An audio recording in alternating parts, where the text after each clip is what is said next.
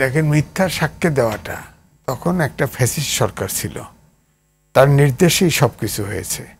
সাক্ষী দেওয়া তো খুব ছোট্ট জিনিস। গণতান্ত্রিক নামের দেশে যেখানে আয়না ঘর হয়, যেখানে গুম হয়, ওনাকে তো বাধ্য করা হয়েছে, পিটানো হয়েছে, নির্যাতন করা হয়েছে সাক্ষী দেওয়ার জন্য, কেসের অভিযোগকারী হওয়ার জন্য।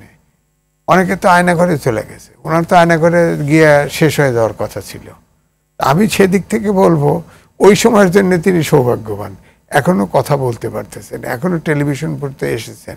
কারণ বিএনপি দাবি করে তাদের 700 লোক মানুষ গুম হয়ে গেছে, এই গুমের হদিশ নাই।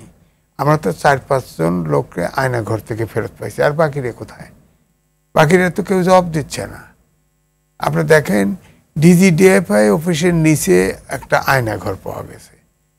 এ তো ডিজিডিএফআই তো সরাসরি প্রধানমন্ত্রীর অধীনে, হ্যাঁ, যদিও আর্মি পার্সন ডিজিডিএফআই চালায়, কিন্তু এটা কিন্তু সরাসরি একটা কনফিউশন আছে যে বোধহয় আর্মির না, এটা চলে হলো প্রধানমন্ত্রীর নির্দেশে, এনএসআইও চলে তাই। তো সুতরাং ডিজিডিএফআই যা কিছু করেছে সব কিছুই কিন্তু প্রধানমন্ত্রীর ইচ্ছা পূরণ করতে অথবা নির্দেশে। সুতরাং আপনি যেটা বলছেন, এখন যদি বলেন তুলনা করেন, তাহলে আমি যদি প্রশ্ন করি যে ধরেন রাষ্ট্রীয় সবগুলি প্রতিষ্ঠান দলীয়করণ শীর্ষে চলে গেছিল, এখন দেখা গেছে যে শেখ হাসিনা পালানোর পরে সব রাষ্ট্রীয় প্রতিষ্ঠানগুলো ধপাস করে ভেঙে পড়েছে। এখন বিচার বিভাগ একটা দাঁড় করেছে, হ্যাঁ, জোড়াতালি দাঁড় করেছে। প্রথমেই কিন্তু পিচ্চি হান্নান, পিচ্চি হেলাল এগুলো কিন্তু বেরিয়ে গেছে, এবং তারা এখন নিউজ আসতেছে না, তারা তো আইনি প্রক্রিয়ার মধ্যে দিয়ে জামিনে বের হয়েছে। আইনি প্রক্রিয়া ব্যাপারটা তো ওইটাই, যে আইন তো আইনের মতো করে চললে তো প্রশ্ন, তাহলে তো সুশাসন বলতাম, মানে আইনের শাসন বলতাম। আমরা তো আইনের শাসন বলতে পারছি না, এটাই মজা। একটা হলো কি, ধরেন বেগম খালেদা জিয়ার বিরুদ্ধে যে 37টি মামলা, এটা কিন্তু তিনি কিন্তু যেমন ধরেন বোম টোম সন্ত্রাসের যে মামলাগুলো দিছে, তখন কিন্তু সে বিএনপি অফিসে গুলশানে কিন্তু আটক, তার লাইনও কাটা, ইন্টারনেট লাইন পর্যন্ত কাটা, অথচ তিনি মামলায় আসামি হচ্ছেন এক এক করে।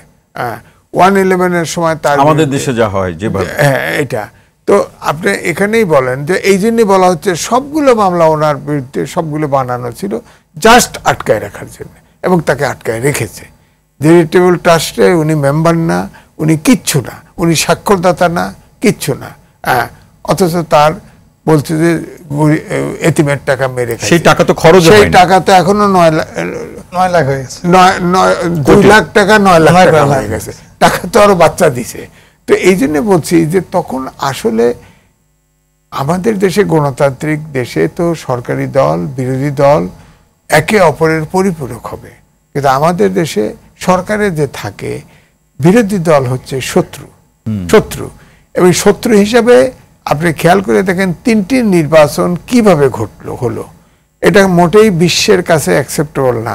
জাস্ট ক্ষমতায় থাকার জন্যে শেষ নির্বাচনটা নিজের দল ভাগ করে করে পক্ষের প্রার্থী নমিনেশন দেওয়া হলো, আবার কিছু কিংস পার্টি করা হলো, তাদের দলের থেকেই আপনার বিরোধী দলের ক্যান্ডিডেট বানা হলো, যার নাম হলো আমি ডামি। এটা তো নির্বাচন, আপনারাই বলছেন যে সাজানো গোছানো নির্বাচন, এটা তার তৈরি করা একটা ম্যানুফ্যাকচার। পৃথিবীর ভিতরে এই ধরনের নিজের দল থেকে বিরোধী দল বানায়া, স্বতন্ত্র প্রার্থী বানায়া পৃথিবীতে এই নজির নাই, পৃথিবীতে এই নজির নাই।